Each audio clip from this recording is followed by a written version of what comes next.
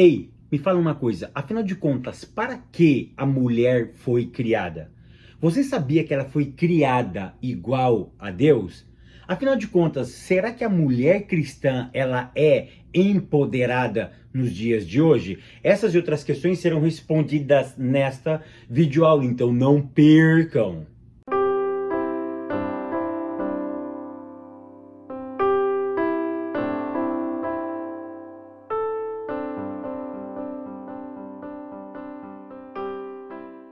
A paz, queridos, que bom estarmos aqui novamente no nosso programa semanal da Escola Bíblica Dominical para darmos sequência na nossa série de estudos bíblicos baseado no tema A Igreja de Cristo e o Império do Mal. Para quem não me conhece, eu sou o pastor Fábio Segantin. Se você é novo aqui no nosso canal, não perca essa oportunidade, porque aqui do lado tem o botãozinho vermelho, clica nele e se inscreva, porque toda semana temos um vídeo novo aqui no nosso canal. E se você for um inscrito, o YouTube vai lhe avisar quando eu postar algo novo no nosso canal. E não esqueça também de curtir o vídeo, de deixar o seu comentário e de compartilhar, porque isso é muito importante para nós, ok? Não esqueça, todas segundas-feiras, 7 horas da manhã, o vídeo já estará no ar. Então coloque o seu reloginho, 7 horas da manhã, toda segunda, o vídeo já está no ar. Lição de número 7, que tem como título a desconstrução da feminilidade bíblica. Então nós vamos estudar o que hoje? Semana passada foi a vez da masculinidade. Hoje é a vez da feminilidade, ou seja, o feminino. Hoje nós vamos ver essa desconstrução.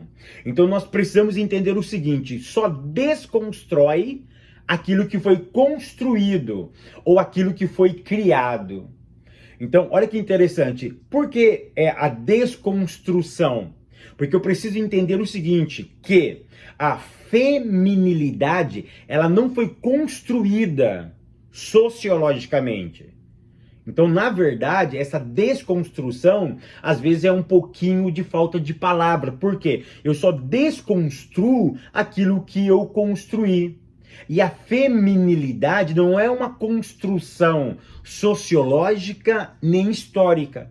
Então eu preciso entender o seguinte, que a feminilidade não é uma construção histórica e nem sociológica, mas ela é algo criado pelo próprio Eterno. Foi o próprio Eterno que criou a feminilidade. Lembra aquele conceito que nós já vimos aqui? Olha o que diz Gênesis capítulo 1, verso de número 27. Assim Deus criou o homem à sua imagem. A imagem de Deus o criou, macho e fêmea. Ou seja, eu já expliquei muito bem claro que Deus cria o homem e a mulher. Ele cria o Ish e a Ishá. Dentro do Ish, ele coloca o quê? Ele coloca o Zahá. O Zahá significa literalmente a masculinidade. E dentro da Ishá, ele coloca a Nekivá.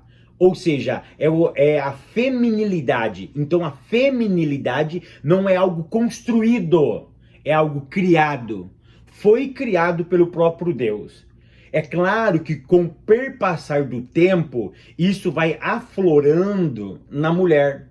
Historicamente, ela foi se construindo, ou ela foi se descobrindo.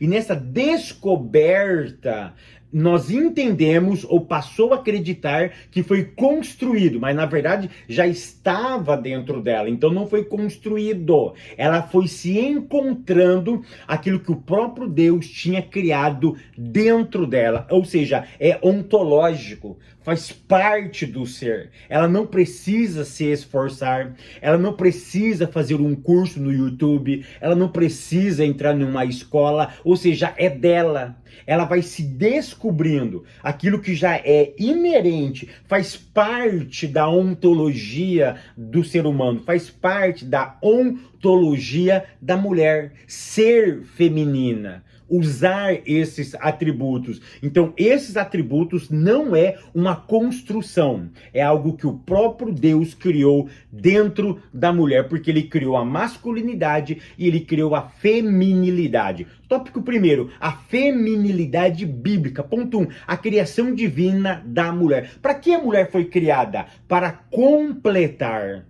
Olha o que diz Gênesis, capítulo 2, verso 18. Claramente o texto diz: disse o Senhor Deus, não é bom que o homem esteja só.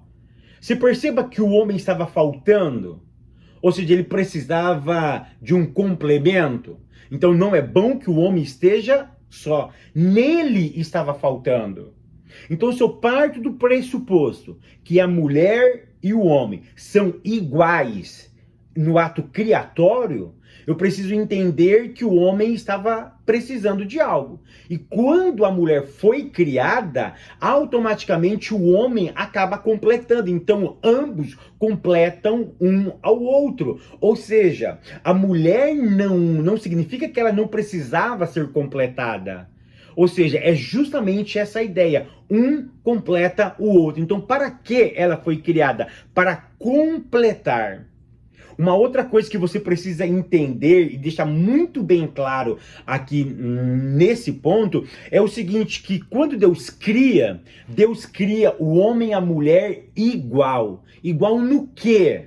Igual na ontologia, ou seja, no ser, na personalidade, no valor. A mulher tem o mesmo valor do homem. Eu sei que historicamente mulher vale menos. Eu sei que em algumas culturas, por exemplo no Brasil, mulher vale menos do que o homem. Muitas delas fazem a mesma coisa que o homem faz, mas ganha menos. Então quando Deus cria, ambos têm o mesmo valor. Eles são iguais no quê? Pessoalidade, no valor, na honra, no respeito. Ou seja, partindo do pressuposto da ontologia, do ser, são seres humanos, têm o mesmo valor. É a mesma coisa. Não existe diferença. Porque é tão interessante que quando Adão estava lá no Éden, Adão, entenda o que eu vou te dizer, é uma metáfora. Para Adão falar com Deus, ele levantava, porque Deus vinha do céu. Quando ele se referia aos animais, ele sempre olhava para baixo, para dar nome aos animais. Mas quando ele fez a mulher, é horizontal, ou seja, é no mesmo nível. Ele não precisava olhar para ela, símbolo de superioridade, e não precisava olhar para baixo, como símbolo de inferioridade. Mas o olhar era olho no olho, igualdade. Então eu preciso entender que o ato criatório da mulher é igualitário. Na pessoalidade, no valor, na honra, no respeito. Mas eu preciso entender que são diferentes no quê? São diferentes na uniformidade.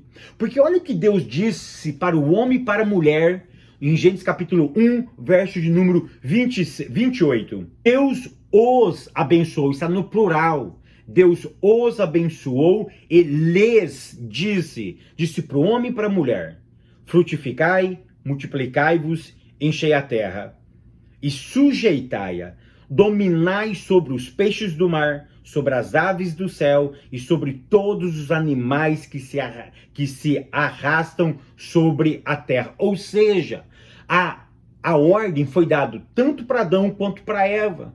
A ordem é igualitária. A maneira de fazer é diferente. A ordem é igualitária. A forma de executar é diferente, respeitando as diferenças. Ou seja, ele é um homem e ela é uma mulher. Respeitando essas diferenças, tanto na estrutura biológica, mas a ideia de igualdade prevalece. A uniformidade pode ser diferente, mas a ordem de atividade é para ambos. É claro que essa ordem deve respeitar o quê? A nekivá e o zahá. Ou seja, a masculinidade e a feminilidade. Ou seja, essa diferença do jeito de ser não menospreza um e não inferioriza o outro. Então, isso eu preciso entender e deixar muito bem claro. Ponto 2, a bênção da maternidade. Olha que interessante. Na bênção da maternidade, muitas pessoas vão dizer que mulher só foi criada para gerar filhos e cuidar da casa. Negativo. Eu acabei de ler em Gênesis capítulo 1, verso 28, que mulher não foi feita para ficar dentro de casa. Esse conceito é machista. É antagônico às Sagradas Escrituras. É claro que quando o texto foi escrito, quando Gênesis foi escrito, não tinha a industrialização, não tinha a tecnologia que nós temos hoje. Então eu preciso entender que eu não posso olhar esse texto simplesmente numa cultura de 4, 5, 6 mil anos atrás. Eu preciso entender que em Gênesis capítulo 1, verso 28, a ordem de cuidar, de multiplicar. Eu já gravei uma videoaula sobre o que significa frutificar. Frutificar não é apenas gerar filhos. A palavra, olha que interessante, Gênesis capítulo 1, verso 28, frutificai, multiplicai-vos e enchei a terra e sujeitai, não significa necessariamente apenas criar meninos, apenas gerar filhos. A ideia é muito mais ampla. O que significa? Basicamente, significa o seguinte, olha, você vai gerar, mas enquanto você gera, você educa. Enquanto você educa, você mostra para ele o caminho correto. Enquanto você está criando esse menino, você vai construir uma sociedade para a glória de Deus. A ideia aqui é construir algo para Deus. Então aqui envolve o que? Desenvolvimento emocional, desenvolvimento físico. Aqui envolve academicismo. Aqui envolve a ideia de educação. E essa ideia de educação não está atrelada ao homem e à mulher, está atrelada a ambos, na originalidade. É claro que com o passar do tempo, isso foi focado, isso foi delimitado, foi prestado mais atenção à mulher e algumas coisas ao homem. Mas historicamente, no ato criatório de Deus, ambos têm a mesma finalidade de frutificar, de multiplicar, de encher a terra e de sujeitar. Ou seja, cria uma sociedade para mim. Crie uma sociedade. E é claro que dentro dessa sociedade ela vai se modernizando. E enquanto ela se moderniza, ambos têm o direito de ter ideias. Ambos, tanto homem quanto mulher, vai criando, vai evoluindo e respeitando as suas diferenças físicas, as suas diferenças sentimentais, ou seja, vão crescendo juntos, e nesse crescer juntos, vão respeitando o complemento um do outro. Essa que é a ideia. Ponto 3, a mulher como auxiliadora. Querido, presta atenção, quando a Bíblia diz em Gênesis capítulo 2, verso 18, que a mulher seria auxiliadora, em algumas Bíblias diz a expressão servente. Então, o que é uma auxiliadora? Por exemplo, se você vai contratar um servente de pedreiro, é um ajudante de pedreiro, ele ganha mais ou menos do que o pedreiro? Menos. Um ajudante do carpinteiro, ajudante de marceneiro, ajudante de mecânico, seja lá o que for, todo mundo que é ajudante tem a ideia de ganhar menos. Então nós criamos a ideia de que mulher vale menos porque ela é ajudante. E ajudante não é especialista. Se não é especialista, não tem valor. E se não tem valor, não ganha a mesma remuneração do especialista. Mas espera aí, a Bíblia não coloca a mulher como servente do homem. E é tão interessante que a palavra auxiliadora, a palavra servente, aqui no original, é a mesma palavra. A Bíblia não diz o seguinte, que Deus é o nosso ajudador?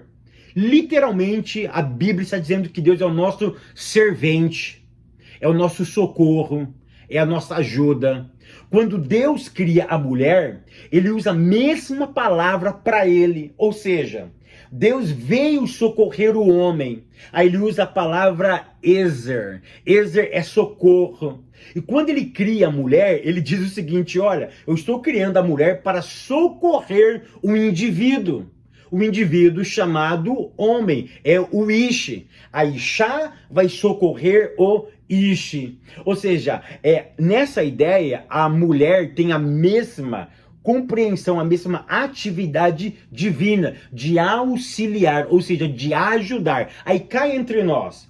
Se Deus nos ajuda, é porque eu sou ineficaz numa determinada área da vida. Então, se eu entendo que Deus é o meu ajudador, porque eu sou ineficaz, eu estou precisando de ajuda, eu não consigo resolver uma problemática da minha existência, então se eu parto desse pressuposto, a mesma palavra que Deus ajuda é a palavra que a mulher ajuda. Então, parte do pressuposto que ela não é inferior a mim.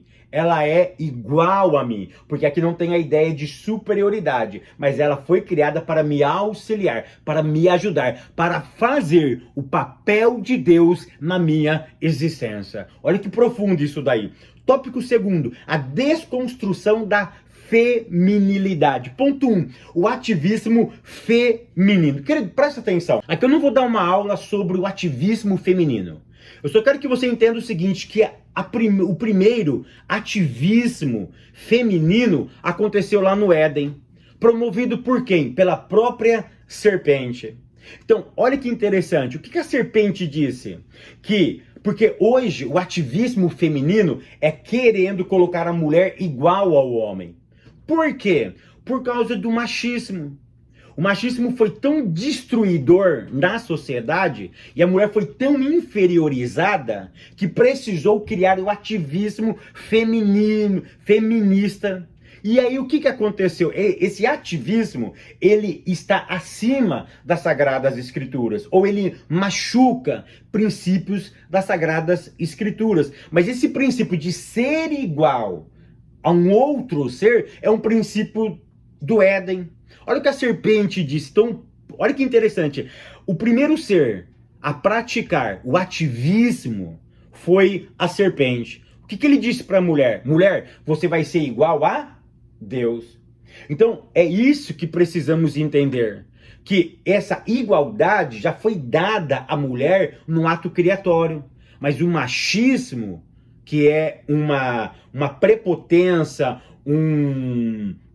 uma doença da masculinidade, uma revolta da masculinidade que fica doentia e leva para o machismo, fez esses ativistas ou essas ativistas entrarem em ação. É claro que as ativistas, elas tiveram seu êxito. Por quê? Porque mulher não votava. É tão interessante que no Brasil começou a votar por volta do ano de 1930. Então, olha que interessante, mulheres começaram a votar no ano de 1930. Depois, isso vai para a Suíça, vai para a Suécia, entra da França, mulheres começam a ter um pouco de direito. Mas justamente por causa do quê? Por causa de um machismo, de uma doença que a masculinidade enfraqueceu, adoeceu e isso virou machismo.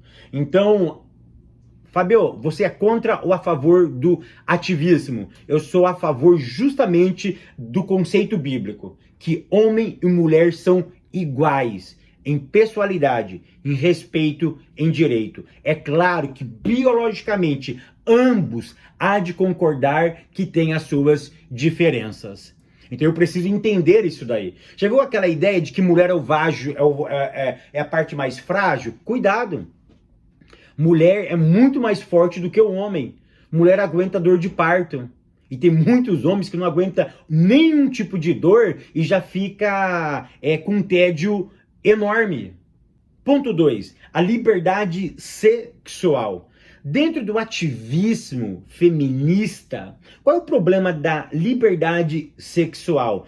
Que para as ativistas, sexo somente no casamento é uma prisão. Ou seja, eu tenho uma liberdade sexual. Então, se eu faço sexo apenas no casamento, isso é uma prisão. Ou seja, eu estou sendo condicionada. E se eu estou sendo condicionada, eu não sou livre. Eu já expliquei aqui que liberdade não é o direito ou poder de fazer aquilo que você quer. Porque se você faz aquilo que você quer, na verdade você não é livre. Você é escravo do seu desejo. Então, olha que interessante. Partindo desse pressuposto, aí nós temos o que? Sexo na precocidade. Ou seja, se eu sou livre, se o casamento me escraviza, eu posso ser livre. Aí nós temos a precocidade na sexualidade ou no sexo, a homossexualidade, a fornicação, o adultério, a prostituição. Aí, ou seja, você é livre. Você faz aquilo que lhe apraz. A Bíblia é clara que sexo lícito é apenas dentro do casamento. Ponto 3. Ataques à família tradicional. Querido, aqui eu só vou comentar, mas nós já sabemos desse ponto. Que a família, o casamento bíblico, ele é monogâmico, heterossexual e indissolúvel. Ponto 3. Mulher virtuosa, símbolo bíblico da feminilidade. Ponto 1. Modelo da esposa fiel. Aqui eu quero fazer uma diferença entre esposa fiel e esposa escrava. Eu preciso fazer essa diferença. Fidelidade não é esposa escrava. Confundem as coisas. Tem marido que escraviza as suas esposas, machuca com palavras, com atitudes e até fisicamente. Eles a obrigam, eles machucam elas emocionalmente, eles escravizam, eles fazem com que ela se sinta inferior a eles e a tudo, e incapaz de vencer na vida. Tem muitos esposos que colocaram na cabeça das esposas, se ela perder ele, ela fica a ver navios. E aí eles têm o direito de explorá-la, seja lá em que forma for. Isso é um tipo de escravidão. Fidelidade é diferente. Fidelidade está na ideia do respeito, na igualdade, na pessoalidade, na honra, no valor. Não tem o direito de ser escrava. Já viu esse marido que ele chega em casa, se a janta não tiver em casa, posta no prato dele, ele quebra a madeira. Ele fica muito bravo. Se colocar o arroz em cima do feijão, ou o feijão em cima do arroz, pronto. Ele já xinga, já maltrata. Ele fica sentadão. Eu nem vou falar de Camila Barros, que pelo amor de Deus, eu nem vou falar disso, tá? Então, olha que interessante. Eu preciso entender. Vocês não são escrava. Vocês devem ser mulher fiéis, mas não escrava. Diga não à escravidão do homem. Fabião, mas ele é crente, tem muito cristão escravizando as suas esposas. Precisa chegar num consenso. Eles precisam ter a noção de que que mulher não é propriedade exclusiva de homens. Ela é livre, não para fazer aquilo que ela quer, mas ela é livre para ser fiel a uma pessoa. É essa que é a ideia. Então eu não posso admitir que mulheres continuam sendo escravizadas dentro das nossas igrejas. Ainda mais aonde se prega o evangelho. Então eu preciso entender isso. Ponto 2, padrão de mãe amorosa. Querido, presta atenção. Aqui o autor vai falar de mulheres que levantam de manhã. Mulheres que levantam de manhã, e o autor usa a expressão de para fazer café da manhã, para o marido, para os filhos. Espera um pouquinho, temos que tomar cuidado, tá? Eu não estou fazendo apologia que as mulheres não podem levantar de manhã para fazer café para o seu esposo ou para os seus filhos. Espera aí. Por exemplo, se o marido levanta mais cedo do que ela, por que ele não faz? Porque a obrigação é dela. Ela tem que levantar, fazer e voltar a dormir. Espera aí. Ou seja, eu preciso entender isso aí, um complementa o outro. Se um levanta primeiro e ele tem habilidade, ele faça. Ele cuida primeiro. Quem levanta primeiro cuida um do outro. Ela não tem a obrigação de levantar para fazer para ele, só para fazer para o boneco.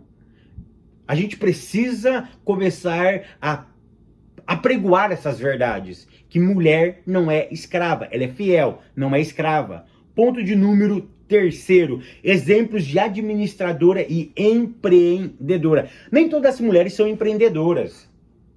Nem todas as mulheres são boas administradoras. Eu já disse aqui, dentro de casa, você tem que analisar quem é melhor, administrador, empreendedor. Se a esposa cuida melhor do dinheiro, deixa com ela. Se você não tem essa habilidade, deixa com ela. Se ele é melhor na administração, deixa com ele. Mas ambos não podem sufocar um ao outro. Como o tema aqui é feminilidade, eu preciso jogar em causa delas. O homem não tem direito de subjugar ela por ela não ter habilidades administrativas e empreendedoras. Ambos têm que analisar isso juntos. E dentro desse análise, aí eles tomam então partido, fazem aquilo que eles conversaram e chegaram a uma resolução da melhor maneira possível. Que o Eterno continue te abençoando, te prosperando. Eu te espero no próximo vídeo, querendo Deus.